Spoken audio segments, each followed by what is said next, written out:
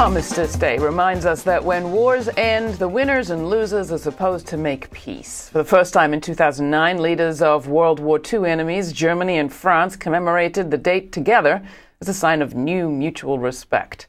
But this week also marked the 10-year anniversary of a different kind of war, a war on Americans' assets and the poor.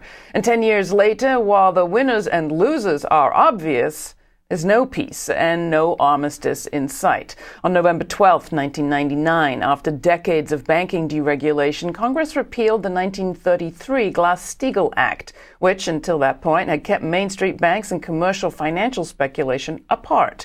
Glass-Steagall's repeal unleashed a wave of derivative marketing that rewarded shameless loan sharks for selling the most vulnerable Americans into a bubble of debt.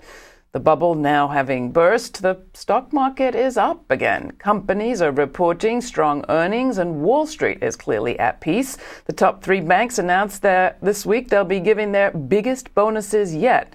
But this week's news also brought U.S. double-digit unemployment, and regardless of those good earnings, the layoffs just don't stop. Sprint says it's cutting another 2,500 jobs, Pfizer 2,000 jobs, even supposedly new and growing parts of the economy aren't growing. Software developer Adobe cut 6% of its workforce. Game maker Electronic Arts is cutting 1,500 jobs, and that's just the news this week. Winners and losers? You betcha. And the winners have some serious loot. Having suppressed wages for decades, now employers seem to be suppressing jobs. Workers are not only making do with less, they're working harder than ever. And there are no new hires because fewer people seem to get the job done. In fact, productivity is up.